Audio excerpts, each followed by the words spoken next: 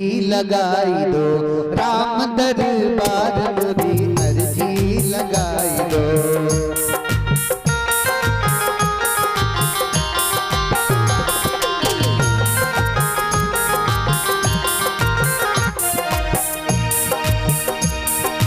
अर्जी लगाई दो मोरी बिनती सुनाई दो। अर्जी लगाई दो मोरी बिनती सुनाई दो। अर्जी लगाई दो अर्जी लगाई दो मोरी बिनती सुनाई दो। अर्जी लगाई दो मोरी बिनती सुनाई दो। किशोरी दरबार मोरी अर्जी लगाई दो। राम दरबार मोरी अर्जी लगा दो।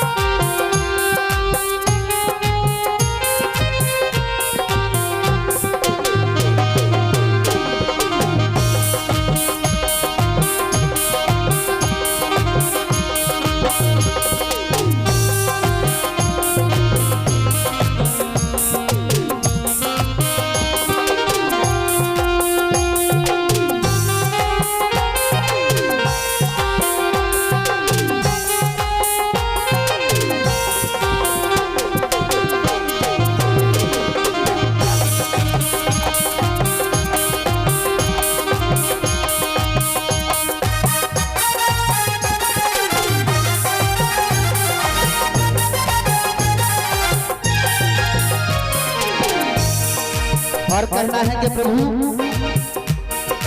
जो मोरी बिनती जो मोरी बिनती जो मोरी बिनती ना सुने श्री राघव जू। जो मोरी बिनती ना सुने श्री राघव जू। जो मोरी बिनती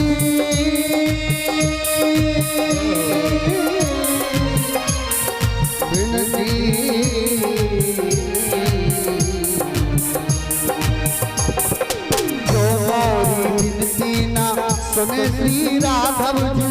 जो मोरी बिनती ना सुने श्री राघव जू।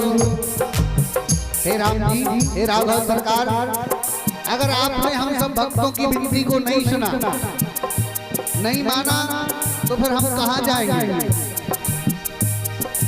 भक्त कहता है जो मेरी विनती ना सुने श्री राघव जू, तो करहो अपील जाके, करहो अपील जाके सिया दरबार मोरी अर्जी लगाए दो।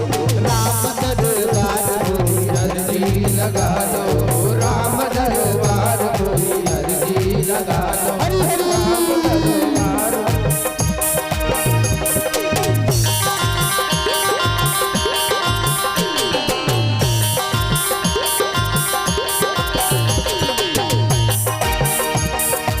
हरि लगाई दो मोरी बिनती सुनाई दो। अर्जी लगाई दो मोरी बिनती सुनाई दो। बिनती सुनाई दो मोरी अर्जी लगाई दो। बिनती सुनाई दो मोरी अर्जी लगाई दो। राम दरबार मोरी बिनती सुनाई दो। राम दरबार मोरी बिनती सुनाई दो।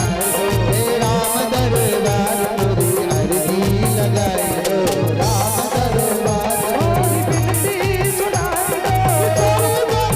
दरबार मोरी अर्जी लगाई दो।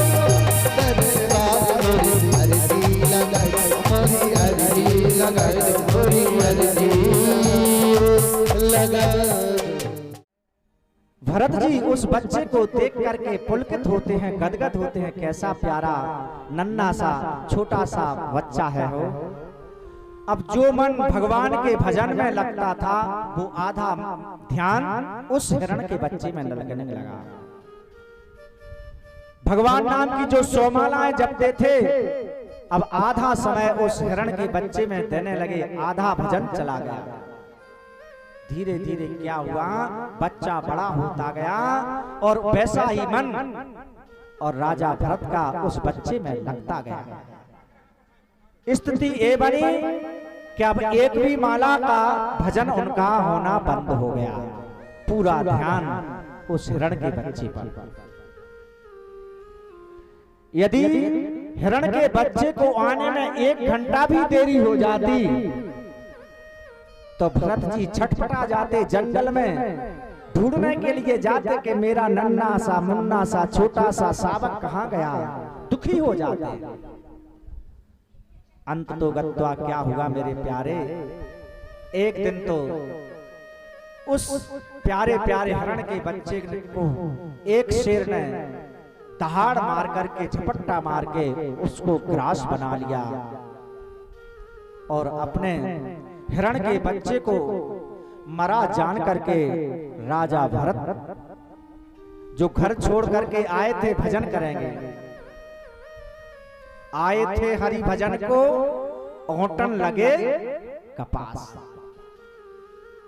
जंगल की शरण ग्रहण की कि भगवान का भजन करेंगे, लेकिन हिरण में आसक्ति ऐसी हुई कि पूरा भजन चौपट हो गया। और हिरण के वियोग में जब उनकी मौत हुई, जैसा कि शास्त्र कहता अंतमति सो गति, मरते समय अपना मन जिसके प्रति होता है वैसे ही हमें गति प्राप्ति होती है। भरत को मरते समय हिरण की याद आई तो अगला जन्म उन्हें हिरण के रूप में ही मिला। बोलिए सच्चिदानंद भगवान की जय। तो भैया कछु नहीं याद रखो तो कोशिश जा करो कि हमें मृत्यु मंगलमयी हो गए।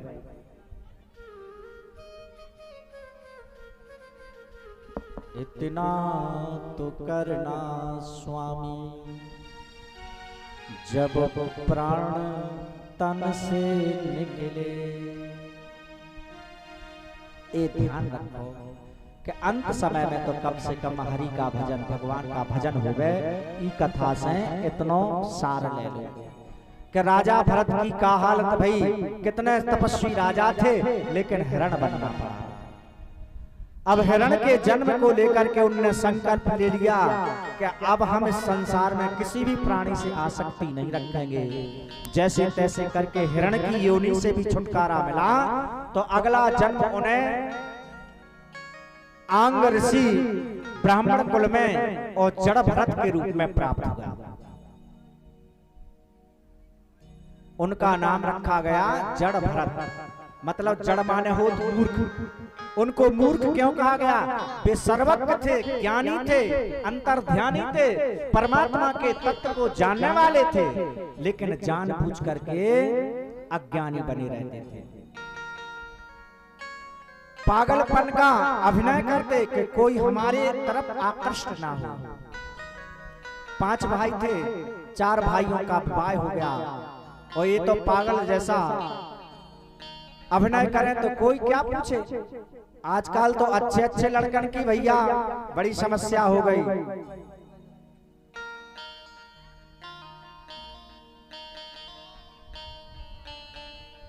तो यहाँ जड़ भरत ने क्या अभिनय किया। पिताजी चाहते थे कि पांडित कर्म में निष्णात हो गए, वेदों शास्त्रों का ज्ञान हो, लेकिन सब कुछ उनको पढ़ाया, लेकिन जानबूझ करके उन्होंने शास्त्रों का ज्ञान, पढ़ाई लिखाई, पांडित कर्म नहीं सीखा। पिता के देहांत होने के बाद चारों भाइयों ने तो कुछ नहीं कहा, लेकिन जो उनकी भाभियां थी ना, उन्होंने कहा ए निठल्ले रह करके कुछ काम धाम करते नहीं है, पड़े पड़े और 5 शेर का भोजन करते रहते हैं, मेरे बस की बात नहीं है, हम इनको भोजन नहीं बनाएंगे। उन चारों भाइयों ने खेत खलिहान में झोपड़ी बना करके वहां पर उनका डेरा डाल दिया। जड़ भरत को बिल्कुल बुरा नहीं लगा कि हमने घर से निकाल दिया, और जो कुछ बचा कुचा घर का भोजन बचता वही जड़ भरत के लिए पहुंचा दिया जाता। उसी को भगवान का प्रसाद मान करके ग्रहण करते तो जड़ भरत जी खूब मोटे ताजे होते हैं। मेरे प्यारे, चिकनी चूपड़ी अन्न अनेक पदार्थों से सजी हुई थाली के भोजन के प्रसाद को ग्रहण करके शरीर बलिष्ठ नहीं होता है। रूखी सूखी खाए के और ठंडा पानी पियो और देख पराई चूपरी ए मत ललचावे जीव। पड़ोस के घर में 56 भोग बन रहे, हलवा पूड़ी माल फुलगा बन रहे, तो उनके भोजन को देख के कभी भी दुखी मत बन। जो कुछ भगवान ने आपको घर में प्रसाद के रूप में दिया है, भोजन के रूप में दिया है, उसी को भगवान को प्रसाद लगा करके स्वयं ग्रहण करिए।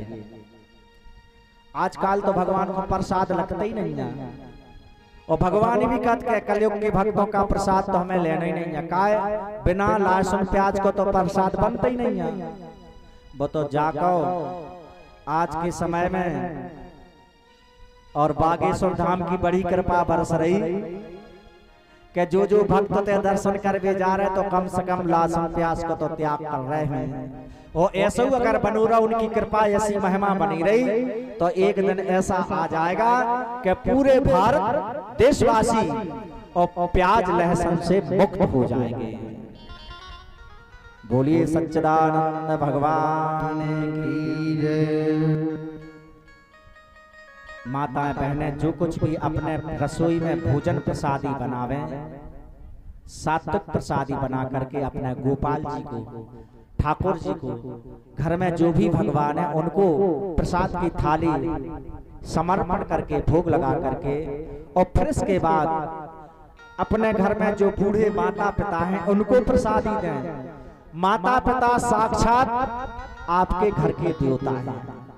पहले देवता हमारे गोपाल जी, दूसरे देवता माता पिता। ये दोनों अगर प्रसन्न रहे तो समझ लो तुम्हारा जीवन चकाचक है।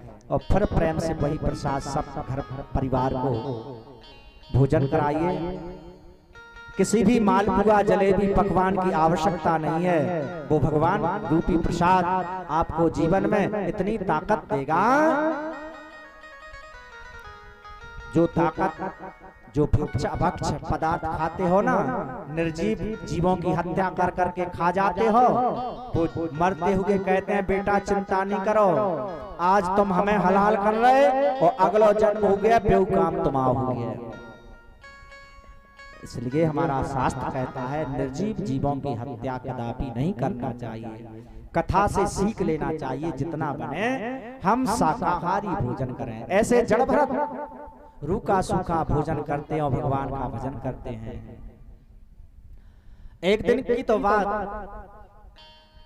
किसी डाकू ने काली देवी के मंदिर में जाकर के डाकू के सरदार ने हाथ जोड़ करके प्रार्थना की, हे काली माता, अगर आपकी कृपा से हमारी धर्मपत्नी के यहाँ सुंदर पुत्र ने जन्म ले लिया तो हम तुम्हारे सामने नरबलि चढ़ाएंगे।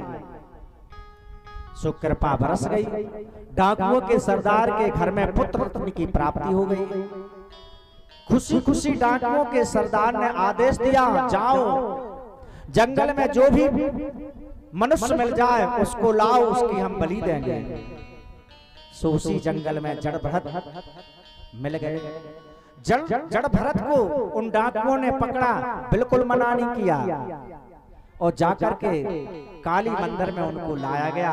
जड़ भरत को सुंदर स्नान कराया, वस्त्र अलंकार आभूषण पहनाए और सुंदर सुंदर मालपुआ 56 भोग का भोजन कराया। और अंत तो गत्वा फिर सरदार ने अपनी तलवार निकाल करके जड़ भरत से कहा, सर नीचे करो। जड़ भरत जी बोले, क्यों भैया? बोले, जे मालपुआ फ्री के नोई खाए, तुम्हारी इतनी सेवा पूजा भाई वैसे ही नहीं भाई, तुम्हारी बलि दई जाना है। तो जड़ भरत ने कुछ भी नहीं कहा, बड़े प्रसन्न रहे, जैसी काली माता की इच्छा।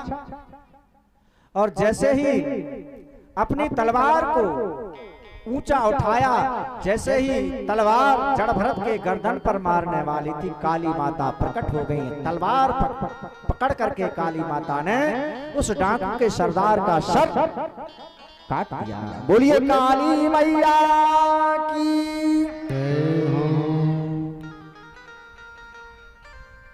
जड़ भरत ने काली माता को प्रणाम किया।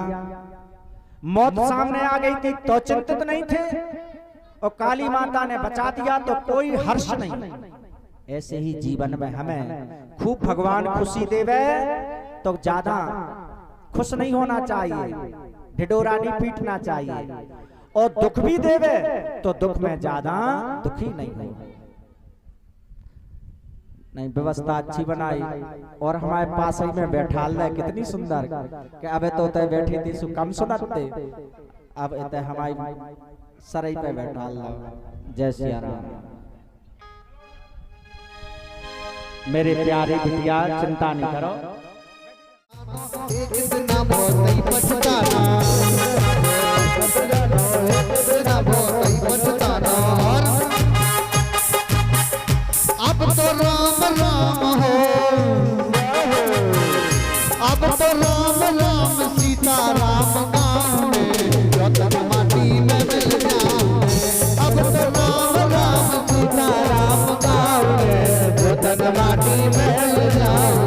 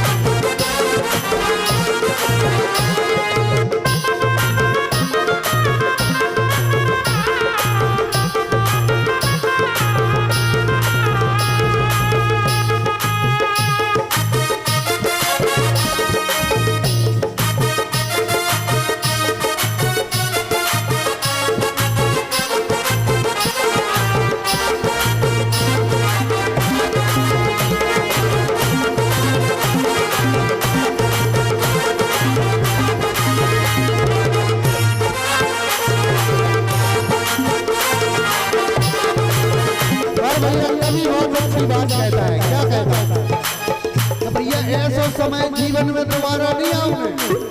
कभी कह रहा देखो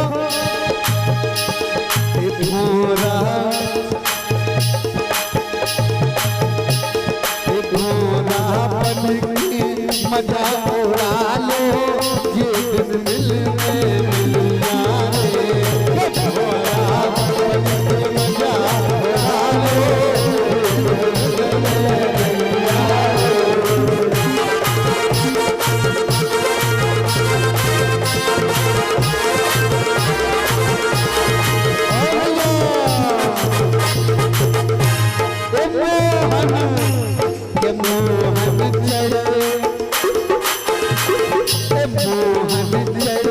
कदम की डार मुरलिया मधुर बजा रहे रे, चढ़े कदम की डार मुरलिया मधुर बजा रहे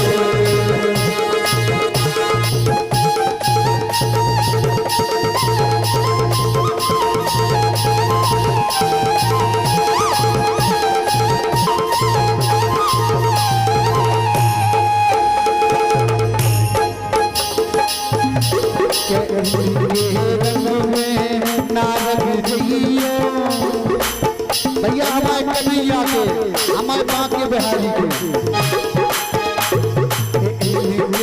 और हमारे गुलाब सिंह जौन बप्पा के।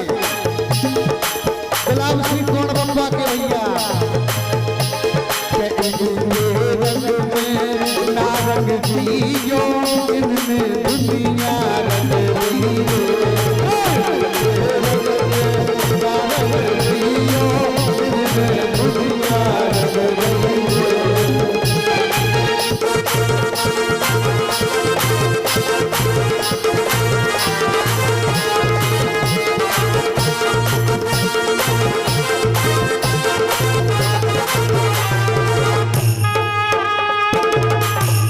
महादेवा